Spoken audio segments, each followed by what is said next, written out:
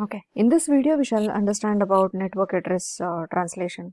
So as we know, the IP addresses are scarce, right? So an ISP might have /16, formerly known as class B addresses. So maximum number of maximum number of IP addresses he can give is 65,534. Those many IP addresses he will have. But if at all he has more customers than it, then obviously it becomes a problem for him. The problem of running out of IP addresses is not a theoretical problem, but it is it is the near future or what we are facing as of now.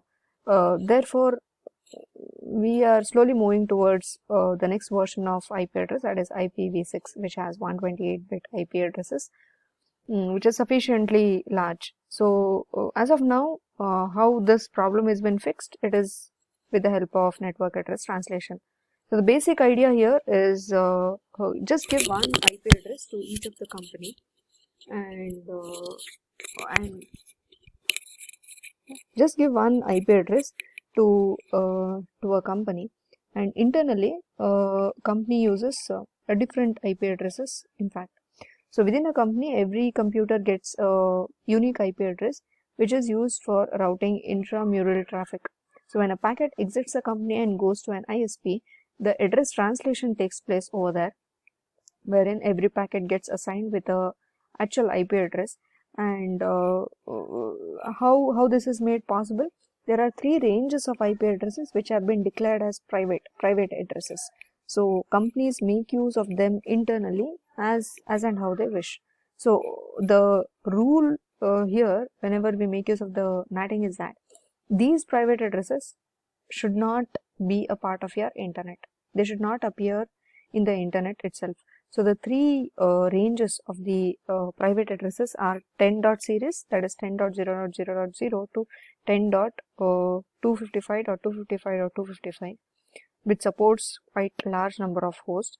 And second one is 172.16.0.0 to 172.31.255.255, again which supports up to 1 lakh hosts, and 192.168.0.0 to 192.168.255.255, which supports 65,536 hosts.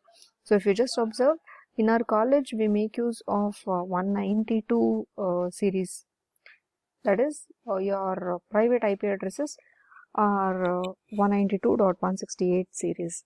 Okay, now RV has also purchased an IP address. So these IP address that you see when you hit a command ifconfig or ipconfig is the private IP addresses that is being used with the help of NATing. Okay, now where do you place this NAT box and how is it operated? So let us take a company LAN which has the number of hosts connected to it.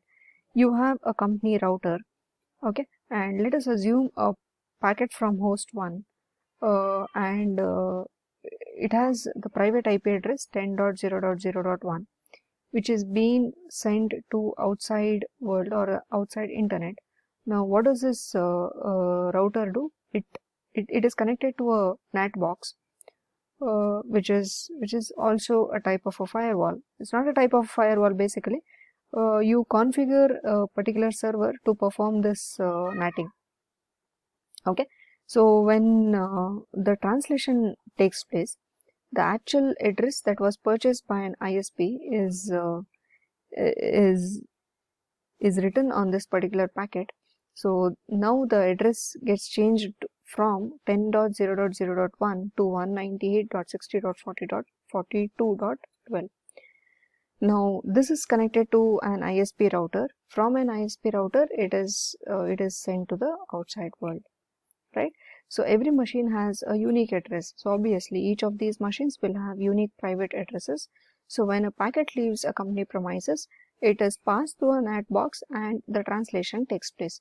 This is what happens in our college also, right? The NAT box is combined in a single device with a firewall to provides which provides a security by carefully controlling what goes out and what comes in.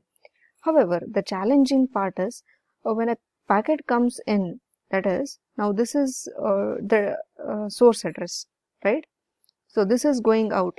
Now when a server on the other side, it sends the reply back, this becomes the destination address, right?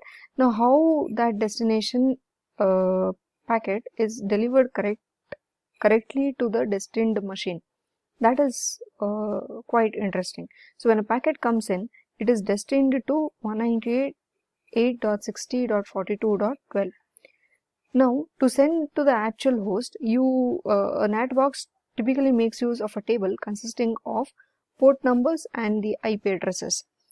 Port numbers, because every IP packet carries a TCP and UDP payloads, and these ports are 16-bit integers that indicate where TCP connection begins and it ends. So a typical NAT translation table, it looks something like this. So you have a local IP addresses, the port number, that is the transport layer process that is operating the port address. Now this is completely translated into the internet IP address, and a new port number is assigned.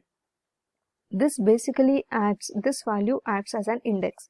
So when a packet comes in with this address, your NAT box typically looks for this number, which is acting as an index, in order to traverse back to get to know what will be the source port and what is its corresponding local IP address, right? Let us take an example.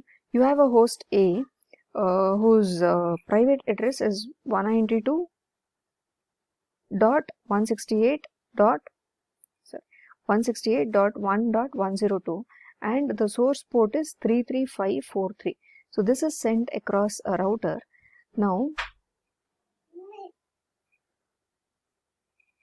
so this particular IP address, that is 192.168.1.102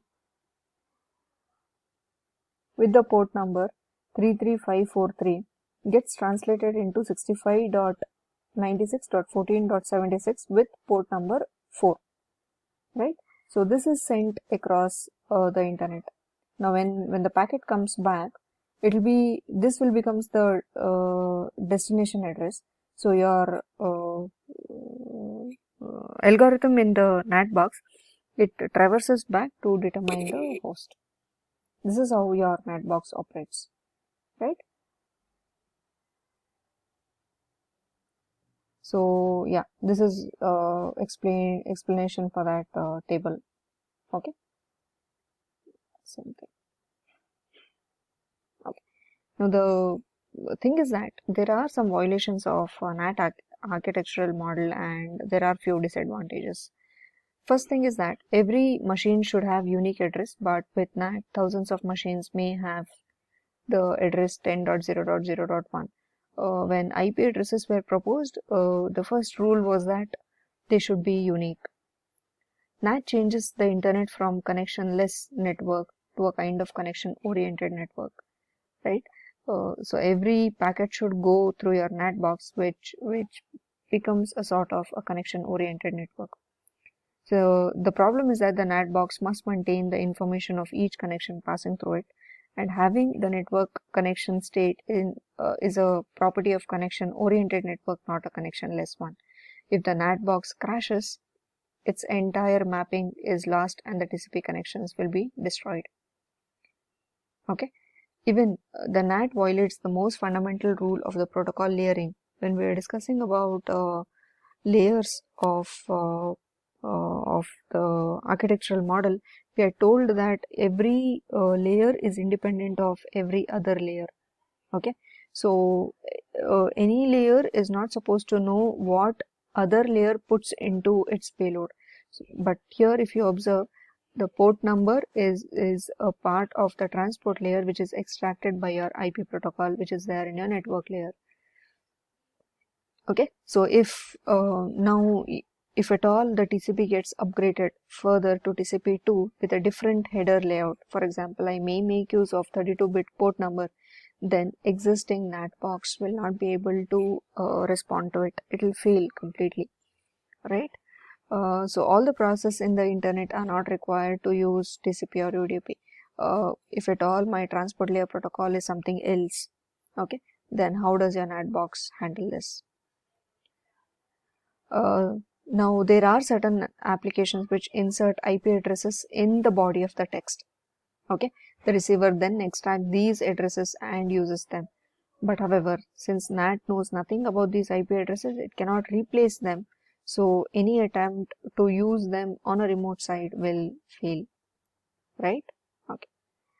So since TCP source port field is 16 bits, at most 65536 machines can be mapped to an IP addresses.